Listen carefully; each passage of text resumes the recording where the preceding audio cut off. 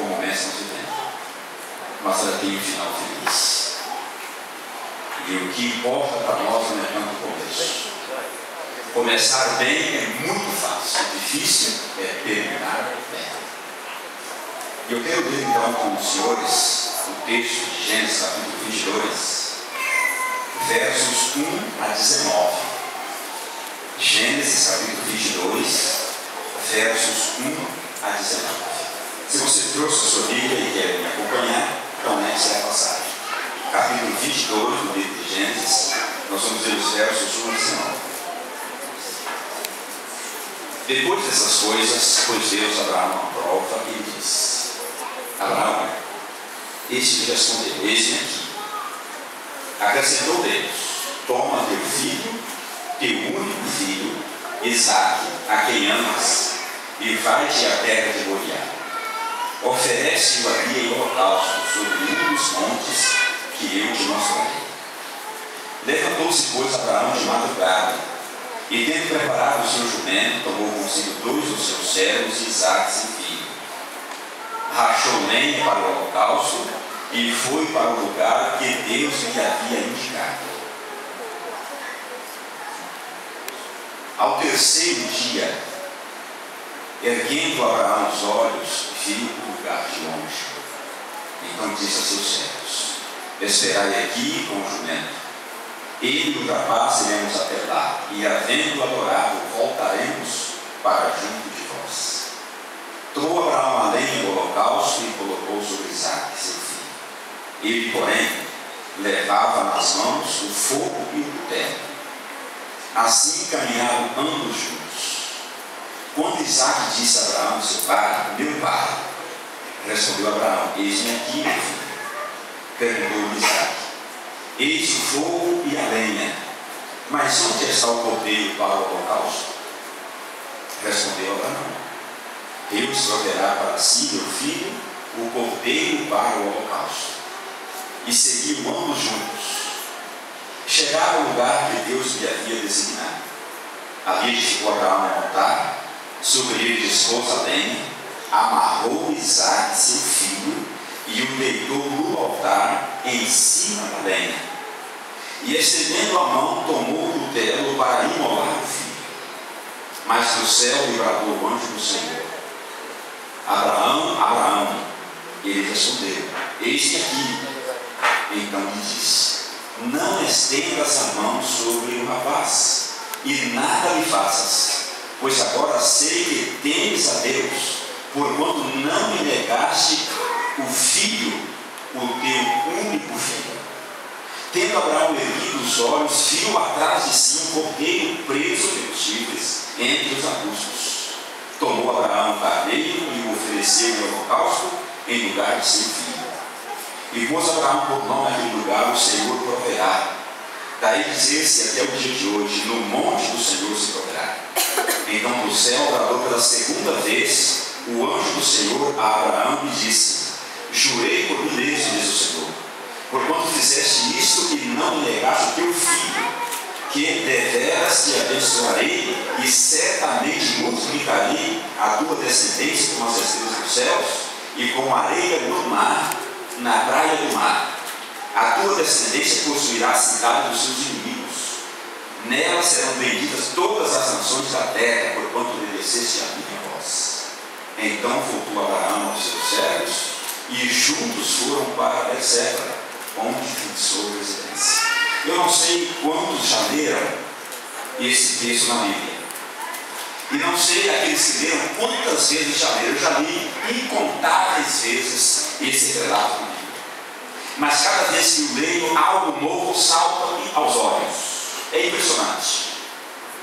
Talvez para alguns essa história soa um tanto desconexa com o caráter de Deus. Como que um Deus santo, um Deus que diz ser amor, um Deus que se revelou na pessoa de Jesus, poderia pedir a um servo seu, a um servo fiel, um sacrifício dessa magnitude?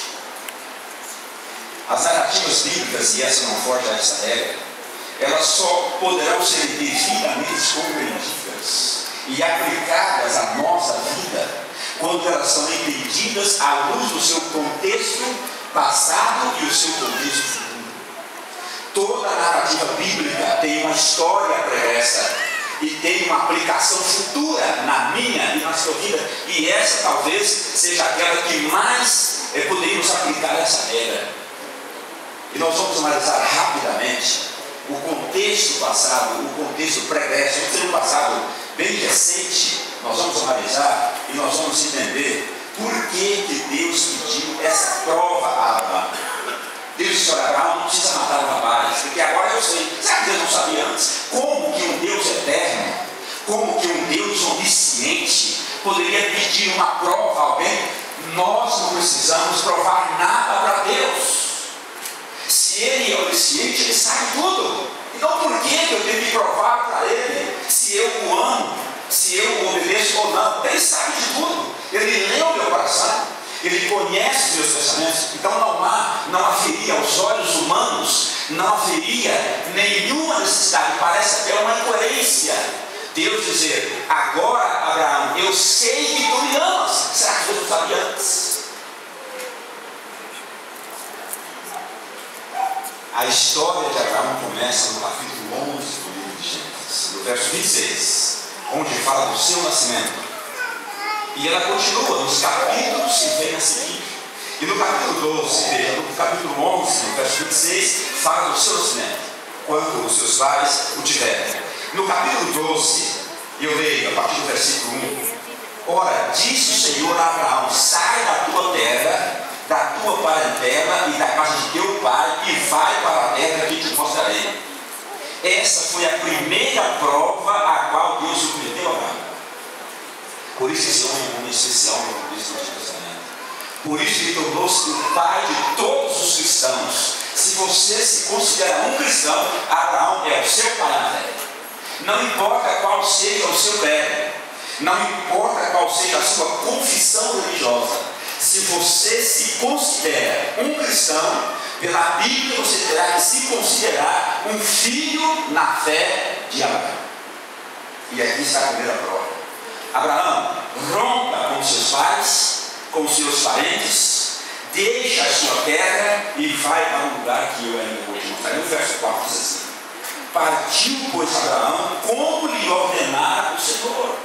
Não houve relutância, pelo menos a Bíblia não deixa que nós tenhamos essa impressão de que Abraão nem pode ser que tenha relutado, mas a Bíblia não nos deixa transparecer isso. E Abraão, de imediato, ele abandonou o seu passado. Deus está dizendo: Abraão, rompa com o seu passado, abandone o seu passado, e que eu vou cuidar de você. Só que no contexto do sacrifício de Isaac, Deus pedia que Abraão não abandonasse o seu passado, mas que sacrificasse o seu futuro. Queridos, abandonar o passado é muito fácil, mas sacrificar o futuro é muito difícil. E às vezes, alguns entendem que quando Deus nos chama, Ele está pedindo que nós sacrifiquemos o nosso futuro. Alguns acham que mudar de atitude com relação à igreja, com relação a Deus, com relação à fé, e tornar-se um obediente é sacrificar alguns privilégios com os quais a vida nos brinda. Isso é verdade. Mas nesse contexto Deus pede que Abraão abandone o seu passado. Só que no contexto que nós já vemos inicialmente, Deus pede que Abraão sacrifique o seu futuro. Isso é totalmente diferente. Porque Isaac não era apenas o filho amado de Abraão. Ele era o filho da promessa. Na cultura que Abraão viveu e na época que ele viveu, um homem nascer e morrer sem trazer ao mundo um filho do sexo masculino era uma humilhação. Era não deixar a história, era não perpetuar o seu nome, era não perpetuar a sua descendência. Para qualquer homem que se considerava digno, naquele contexto, não ter um filho era alguma coisa extremamente difícil para se aceitar. E nós vamos ver em alguns textos sequentes que Deus precisou aparecer a Abraão, falar a Abraão, que se encontrava desanimado, deprimido, porque não tinha um filho. No capítulo 15, começando no verso 1, a narrativa sobre Abraão diz assim: Depois desses acontecimentos veio a palavra do Senhor a Abraão numa visão que disse: não temas, Abraão, eu sou o teu escudo, o teu galardão será sobremodo grande. Não temas. Abraão estava temeroso, Abraão estava com medo do futuro, não tinha filho. Abraão temia não perpetuar a sua descendência. E tem mais detalhe: Deus havia prometido que a descendência dele, ele faria da descendência de Abraão uma bênção. Isso está lá no capítulo 12. Olha a resposta de Abraão. Respondeu Abraão: Senhor Deus, quem me haverás de dar se continuo sem filhos, e o herdeiro da minha casa é o Damasceno de Eliezer? Disse: Senhor, o meu futuro é sombrio, o meu futuro me traz preocupações, o meu futuro me deixa decepcionado. Disse mais Abraão: a mim não me concede descendência, e um servo nascido na minha casa será o meu herdeiro. A isto respondeu logo o Senhor, dizendo: não será esse o teu herdeiro, mas aquele que será gerado de ti será o teu herdeiro. Abraão estava desanimado, porque não tinha herdeiro. Um escravo seria o seu herdeiro. E Deus disse: não, este não será o seu herdeiro. Eu vou te dar um filho para que seja o seu herdeiro, para que perpetue a sua descendência, para que se torne realmente a sua descendência uma bênção. No capítulo 17, eu estou tentando estabelecer um pano de fundo para você compreender que o grande problema de alguns é que a gente quer ler o texto bíblico em si, isolado do seu contexto, e ter uma compreensão. Dificilmente teríamos a compreensão clara das razões que levaram Deus a fazer o tal pedido ao seu filho tão querido, tão amado e tão precioso. Então eu estou tentando estabelecer um pano de fundo, um contexto histórico, para você e eu compreendermos melhor a narrativa que temos no início e fazermos uma aplicação mais inteligente para a nossa vida hoje, no século XXI. No capítulo 17, versículo 15, eu leio: disse também Deus a Abraão, uma outra manifestação: a Sarai, tua mulher, não me chamarás Sarai, porém Sara. Abençoá-la-ei e dela te darei um filho. Se eu a abençoarei e ela se tornará nações, reis e povos serão dela. Então se prostrou Abraão, rosto em terra, e se riu, e disse consigo: a um homem de 100 anos há de nascer um filho? Dará à luz Sara com seus 90 anos, um misto de confiança e incredulidade, de fé e incredulidade, confiança e desconfiança. Deus havia prometido, e agora vem a Sara para dar um filho. Antes desse episódio, Abraão quis dar uma mãozinha para Deus. Como Deus havia dito que a descendência dele seria abençoada, e ele não tinha filho, por sugestão de sua esposa Sara, ele acaba coabitando com a sua empregada, com a sua serva, e ela concebe, mas não era filho legítimo. E por isso ele reclamava: o meu herdeiro não é um filho legítimo. E agora Deus aparece para a sua esposa, vai dar à luz um filho. E ele ri de Deus. Dá para você imaginar um quadro desses? Deus falando que vai fazer algo, e o seu filho rindo na cara de Deus, dizendo: é possível a um homem de 100 anos nascer um filho? É possível uma mulher de 90 anos conceber? Ou seja, Deus, o Senhor está comigo. Queridos, vocês percebem agora as razões que levaram Deus a fazer aquele pedido extremo, absurdo, inconcebível, incompreensível ao seu filho Abraão. Deus, repito, não precisa que ninguém prove nada para ele, mas às vezes eu preciso provar alguma coisa para mim mesmo. E Abraão precisava daquele teste. Ele, Abraão, precisava. A sua fé era uma fé vacilante. A sua fé era uma fé que ora estava lá em cima e ora estava lá embaixo. Não era uma fé firme, não era uma fé retilínea, era uma fé cheia de curvas. Ele, Abraão, precisava passar pelo teste. Ele precisava ter a sua fé provada. Ele não precisava provar nada para Deus. Deus sabia tudo a seu respeito, mas ele precisava provar a a si mesmo quem ele era e que tipo de fé ele professava e depositava nesse Deus a quem ele havia escolhido adorar. E aqui está um momento, esse aqui é apenas um de muitos vacilos de Abraão com relação à sua fé e à sua confiança em Deus. Quando vítima da fome e desceu para o Egito, ele antes de chegar no Egito já preparou sua esposa, falou: olha meu bem, você é muito bonita, e os egípcios vão querer tomar a você de mim. Vocês tinham essa autoridade sobre as pessoas, então você não vai dizer que você é minha esposa, você vai dizer que você é minha irmã. Além de mentir, ainda persuadiu a sua esposa a mentir também, e assim fizeram. E a confiança em Deus, e a fé de que Deus iria protegê-los, mesmo lá em um país estrangeiro, em uma terra distante. Era a fé que muitas vezes fraquejava, assim como a minha e assim como a sua. E agora, quando Deus fala que Isaac, que ele ia dar filho a Abraão, ele ia para de Deus. Ele não acredita. Mas no capítulo 21, começando com o verso 1, diz assim: visitou o Senhor Deus, visitou o Senhor a Sara, como dissera, e o Senhor cumpriu o que ele havia prometido. Sara concebeu e deu à luz um filho a Abraão, na sua velhice, no tempo determinado de Deus lhe falara. Ao filho que lhe nasceu, que Sara lhe der à luz, pôs Abraão o nome de Isaque. Abraão circuncidou seu filho Isaque quando este era de 8 anos, segundo Deus lhe havia ordenado. Tinha Abraão 100 anos quando lhe nasceu Isaque, seu filho. E disse Sara: Deus me deu motivo de riso, e todo aquele que ouvir isso vai rir-se juntamente comigo.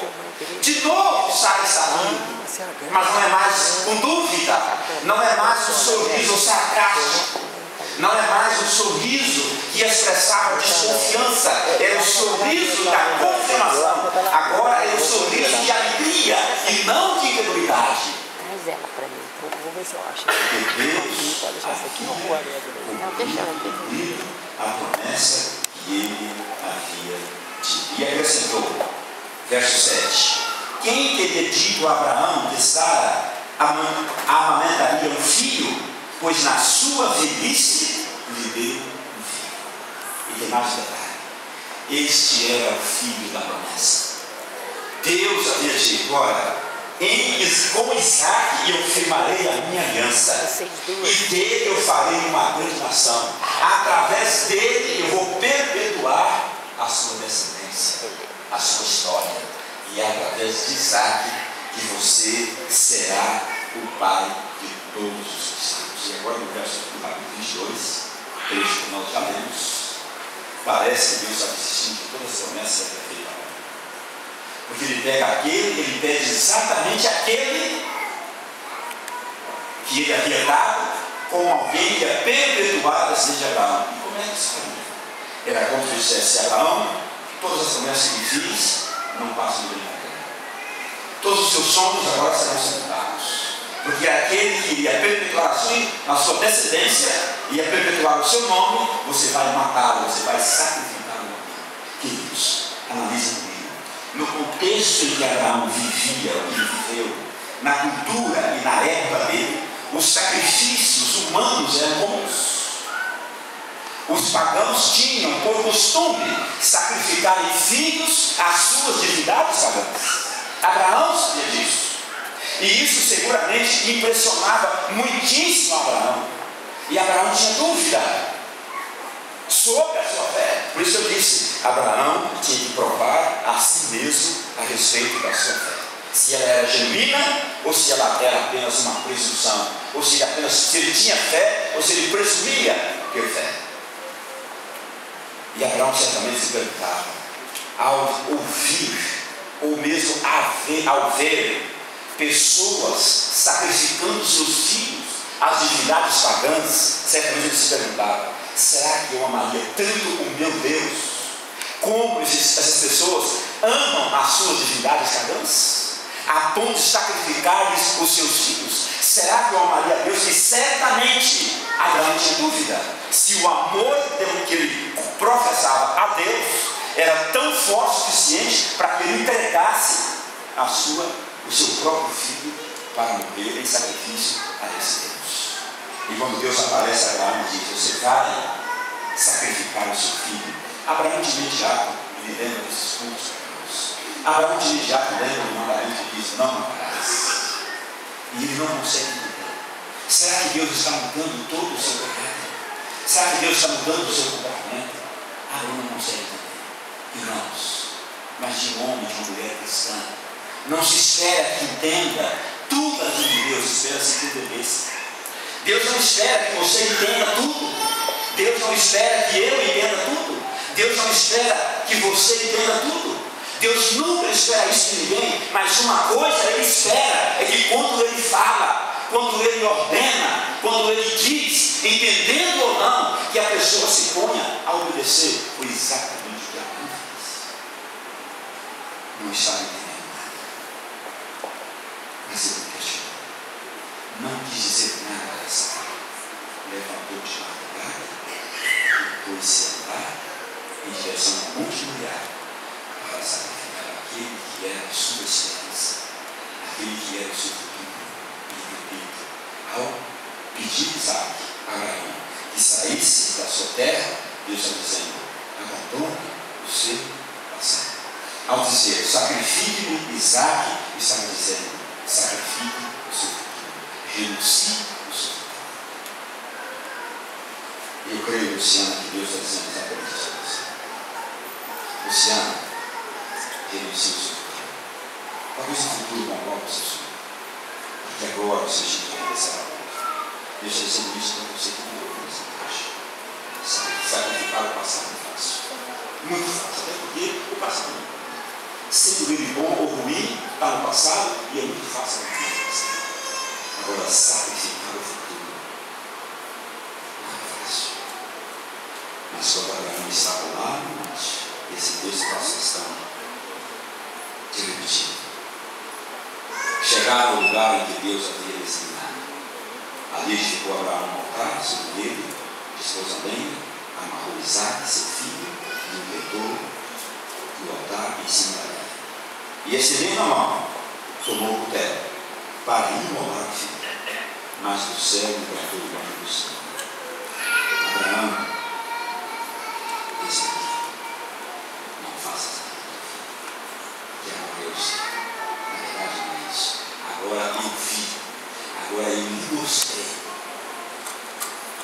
eu lhe dei uma chance de você provar a si mesmo que a sua fé é autêntica. Diz a Bíblia, quando Abraão levantou os olhos, ele viu atrás de si o cordeiro, amarrado misteriosamente pelos chifres, nos ramos. Deus não pediu que Abraão sacrificasse o cordeiro. O cordeiro estava ali, mas não pediu o sacrifício do cordeiro. Isso foi uma atitude de Abraão. Deus proveu o cordeiro ali, mas não pediu que sacrificasse. Pode ler o texto, não mais pediu. É uma decisão de Abraão. Também o cordeiro e o corpo para o nosso filho. O que Deus queria ensinar com isso? Eu quero chamar a sua atenção para um texto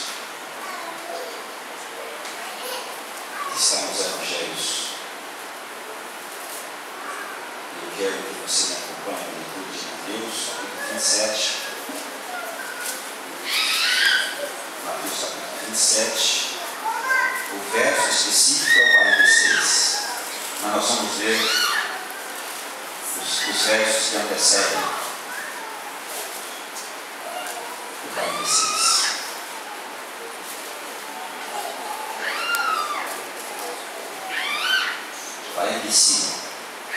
Número 45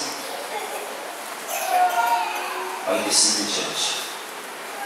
Desde a hora sexta até a hora nona, houve trevas sobre toda a terra. Por volta da hora nona, clamou Jesus em alta voz, dizendo: Eli, Eli, lama sabachthani. O que quer dizer?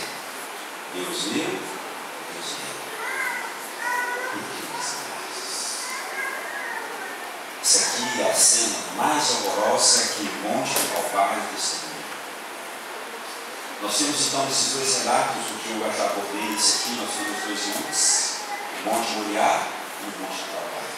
Nós temos dois pais, Abraão e o próprio Deus.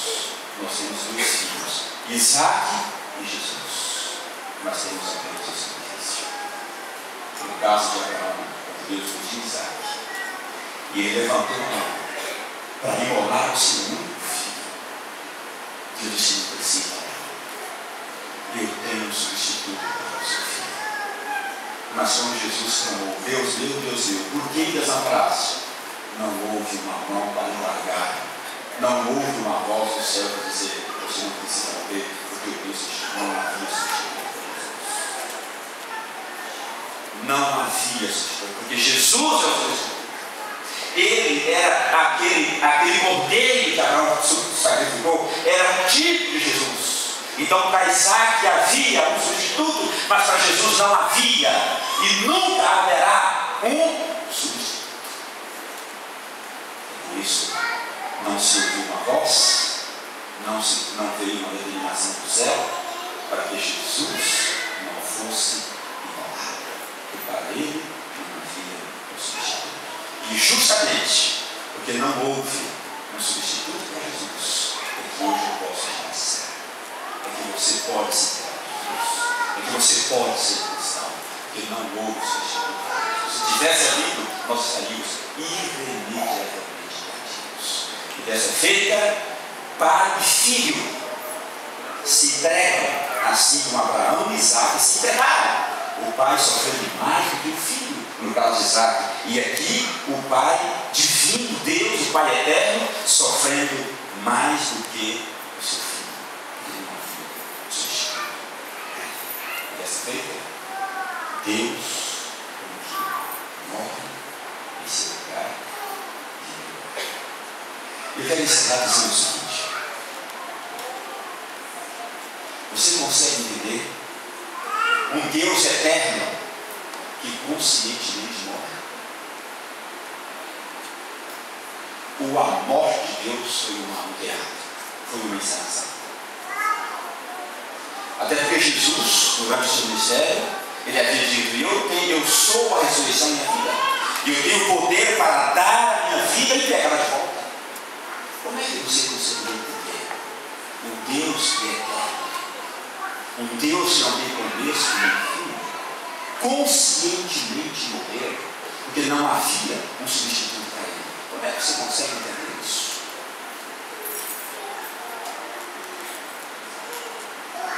Em rápidas palavras, eu quero dizer como foi Deus que morreu a morte eterna, que é diferente da minha morte eterna e da sua morte eterna. Jesus, na pessoa de Jesus, sou mãe de Jesus, Deus se fez homem para que ele pudesse morrer. Aí você pergunta para mim: quem morreu? Foi a divindade ou foi a humanidade? Jesus era Deus? Era Deus. Era homem? Era homem. Quem que morreu na cruz? Foi a parte divina? A parte divina, eu já disse. Como que Deus eterno pode conscientemente morrer? Foi a parte divina ou foi a parte humana? O que vocês acham? Se foi a parte humana, então o anjo poderia morrer para nos salvar. E se o ser humano pode morrer para nos salvar, ou pode morrer para nos salvar, que ele teria um anjo. Então qualquer outro homem poderia ser pecado, poderia morrer. Os anjos não pecaram, então eles poderiam morrer. E por que teve que ser o próprio Deus? O pecado é uma miséria tão grande, é uma doença tão terrível, é algo tão malévolo, que somente o ser incriado poderia expiar, pagar essa dívida chamada. Tem mó na cabeça, vocês veem? Se foi a parte humana que morreu, então um anjo poderia morrer para nos salvar. E se foi a parte divina, como que o divino pode morrer? No livro Desejado, página 15, tem um texto ali que é para mim uma pérola de ouro. Diz assim: era intuito de Satanás causar uma eterna separação entre o homem e Deus. Em Cristo, porém, nos tornamos mais íntimos de Deus do que se nunca tivéssemos pecado. Ao encarnar-se, diz ali, ao encarnar-se, Jesus uniu-se à humanidade por um laço que jamais partirá. Ou seja, Jesus carregará eternamente as suas características humanas. E quando você chegar no céu, você vai ter o privilégio de pegar a mão de Jesus e acariciar os sinais dos cravos que ali foram cravados. Amém? Será uma prova incontestável e eterna da morte de Jesus. Portanto, a morte de Deus foi um alto sacrifício, foi uma auto-entrega. Irmãos, Deus, na verdade, não pode morrer, mas Ele pode sacrificar os seus atributos divinos. O doutor Rodrigo, que é um dos nossos professores de teologia, tem uma ilustração muito bonita sobre isso.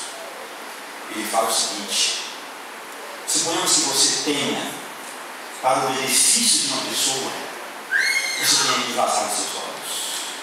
Para você tornar-se igual a essa pessoa que você precisa ajudar, você tem que vazar os seus olhos. Só que você não pode fazer isso. E você nem precisa, para você deixar de enxergar, você não precisa vazar os seus olhos. Há uma outra maneira de você deixar de entregar sem vazar os seus olhos. Que maneira seria essa? Você fechar os olhos. Se eu fecho os meus olhos, é como se eu fosse cego. E disse: a morte de Jesus se explica dessa maneira. Ele abriu mão dos seus atributos, ele não os abandonou. É como se eu pegasse ele. Eu estou aqui de paletó, eu estou aqui, o paletó está sobre a minha camisa. É como se Jesus tivesse colocado a humanidade sobre a sua divindade. Ele nunca deixou de ser divino, mas nunca mais ele vai usar os seus atributos divinos. É como se tivesse fechado os olhos para sempre e nunca mais abri-los em benefício de você, em benefício de mim, em benefício da humanidade. Essa é a morte de Deus. É o sacrifício dos seus atributos. Os atributos estão lá, porque eles são inerentes, mas ele não mais faz uso deles em seu benefício. Por isso que Deus precisava, através da história de Abraão, já dar séculos antes um exemplo daquilo que ele impediu que um pai humano fizesse, mas ele, como pai divino, jamais deixaria de fazer: sacrificar o seu filho. O que Deus pediu a Abraão, mas não pediu que ele fizesse, Deus fez. Deus é assim, ele vai sempre na sua frente. Tudo que ele pede, ele é capaz de fazer muito mais daquilo que ele pede para você. Ele pediu o filho a Abraão, mas não deixou que ele sacrificasse. Mas ele, Deus, teve que sacrificar o seu. E o fez para sempre. Nunca mais Jesus usará os seus atributos, embora ele esteja presente na pessoa de Jesus. É como se eu tivesse um carro e, por amor a alguém, eu me pusesse a andar a pé o resto da minha vida com essa pessoa e o carro para a garagem. Eu tenho, é meu, mas em benefício de alguém, eu não vou usar. E o exemplo está de fechar os olhos para mim, é uma expressão do Senhor. Eu quero que você saiba, comparando Jesus com você, eu quero que você saiba que Jesus tornou-se, está com os olhos fechados por toda a eternidade, por amor a você e por amor. Isso não toca o seu coração. Isso não deixa você. A minha oração é que essa mensagem possa calar profundamente no seu coração. E eu espero que você tenha compreendido um pouquinho melhor, não só o pedido para nós absurdo que Deus fez a Abraão, mas que você tenha entendido um pouquinho melhor aquele grande trabalho de Jesus. Deus, meu Deus, por que desamparaste? Qual desamparo? Eu tenho que aproximar, mas eu não posso passar por isso. Eu vou me tornar agora dependente da autorização do Pai para usar os meus recursos, que são diferentes por toda a eternidade. Essa é a morte que Deus sofreu em seu lugar.